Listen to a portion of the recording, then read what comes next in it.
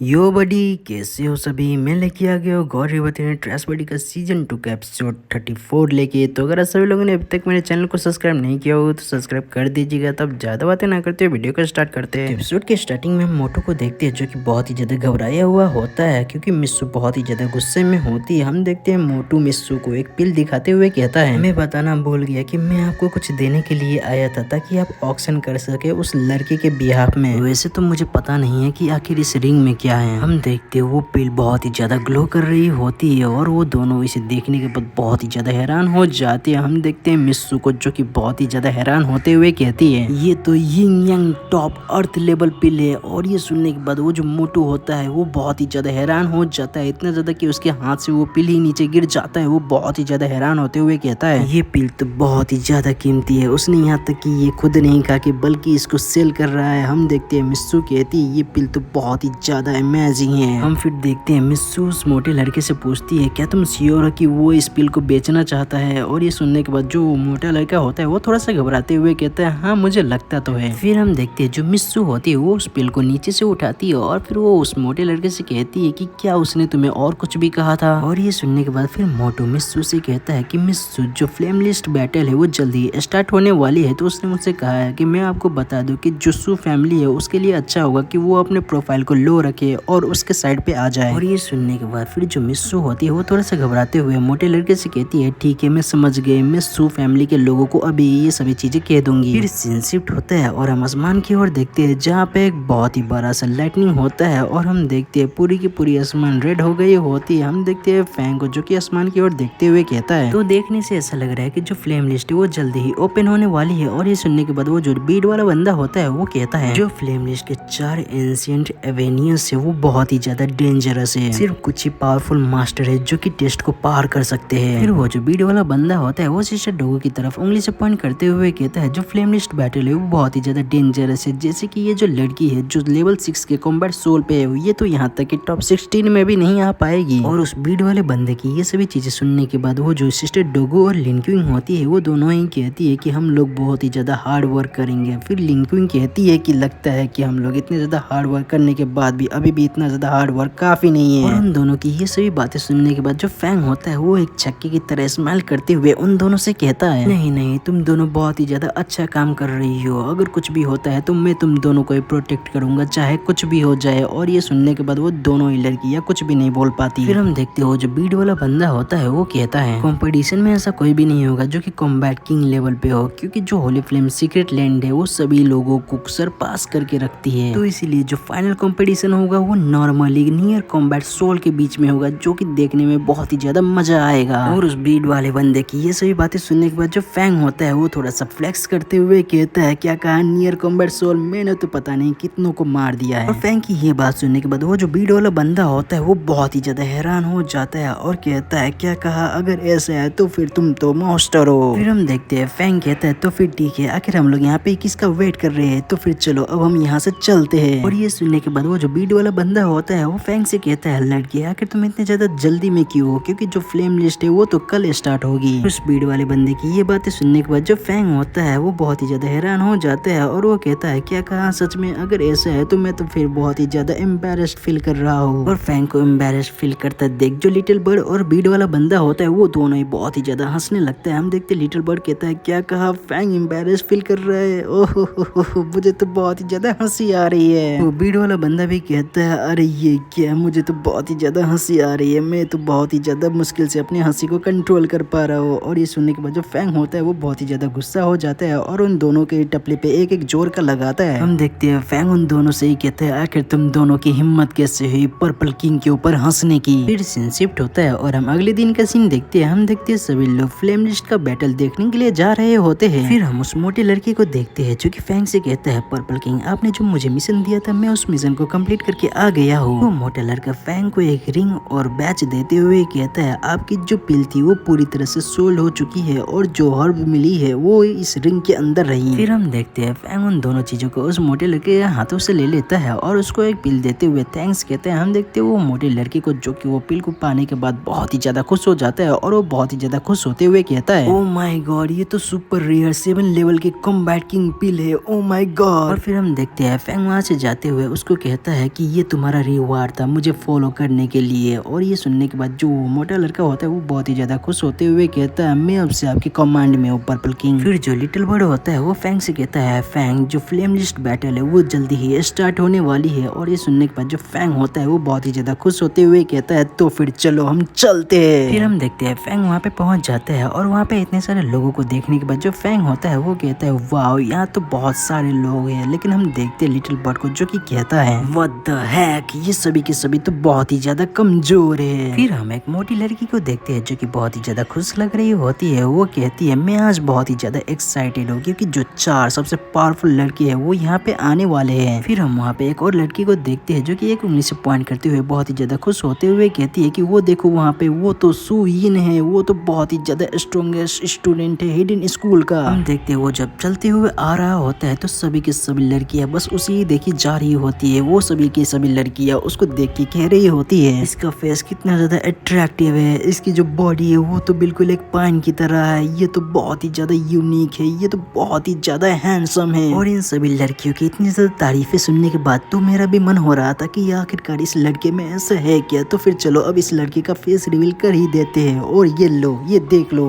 अरे ये क्या, ये तो टट्टी है। अबे ये साका लाका बुम बुम वाली पेंसिल कहाँ से हैंडसम लग रहा है बे इन लड़कियों को। फैंग को भी देखते हैं जो कि उस लड़के को देखने के बाद बहुत ही ज्यादा हंसे जा रहा होता है। वो अपनी हंसी को बहुत ही ज्यादा मुश्किल से कंट्रोल करते हुए कहता है ये लड़का सच में बहुत ही ज्यादा पावरफुल है लेकिन ये दिखने में बिल्कुल ही नमूने की तरह है। और इतना बोलने के बाद फिर वो दोनों ही बहुत ही ज्यादा लूट पुट के हंसने ही लगते हैं। हम उन्हीं 2 लड़कियों को देखते हैं जो कि कहती है वाओ ये तो बाई यूनिटियन है, वो भी यहाँ पे आ गया, ये तो बहुत ही ज्यादा हैंडसम है। और हम फिर अब इस लड़के को देखते हैं जो कि थोड़ा बहुत ठीक लग रहा होता है। हम देखते हैं वो सभी लोग इसके बारे में कहते हुए बोलते हैं ये ड्रग स्कूल का सबसे स्ट्रॉन्गेस्ट स्टूडेंट है, बाई यूनिटियन सिर्फ एक नियर कॉम्बैट सोल ही नहीं बल्कि एक एल्केमिस्ट भी है। फिर हम फैंग और लिटिल बर्ड को देखते हैं। लिटिल बर्ड उस बंदे को देखते हुए कहता है ये बंदा बिल्कुल ऑर्डिनरी मैन की तरह लग रहा है, आखिर इसमें अच्छा क्या है। और ये सुनने के बाद जो फैंग होता है वो अपनी नाक में उंगली करते हुए कहता है लेकिन ये बंदा बहुत ही ज्यादा सुपर हैंडसम है अगर हम इसे कंपेयर कर ले पिछले वाले से। फिर हम उन्हीं 2 लड़कियों को देखते हैं जो कि फिर से बहुत ही ज्यादा खुश होते हुए कहती है वाओ ये तो चेंसी है जो कि सुपर जीनियस गर्ल है चेन फैमिली से, ये भी यहाँ पे आई है, ये तो बहुत ही ज्यादा क्यूट है। ये जब 9 साल की थी तब ये कॉम्बैट अप्रेंटिस बन गई थी और अब ये जब 16 साल की है तो अब ये एक नियर कॉम्बैट किंग बन गई है। फिर हम फैंग को देखते हैं जो कि उस मोटे लड़के से कहता है कि वो तुम्हारी सिस्टर है लेकिन वो तो बहुत ही ज्यादा टैलेंटेड है तुमसे। फिर फैंग अपने मन में कहता है ये दोनों दिखने से बिल्कुल भी भाई बहन जैसे नहीं दिखते। हम उन्हीं 2 लड़कियों को देखते हैं जो कि फिर से दोबारा से खुश होते हुए कहती है वाह वो तो लिंग रू सुआन वो भी यहाँ पे आ गई, मैं तो लगता है पागल हो जाऊंगी, मैं तो लगता है पागल हो जाऊंगी। लिंग रुकोंग जो था वो फर्स्ट प्रिंस था लिंग फैमिली का, लेकिन जो लिंग रुसवांग है वो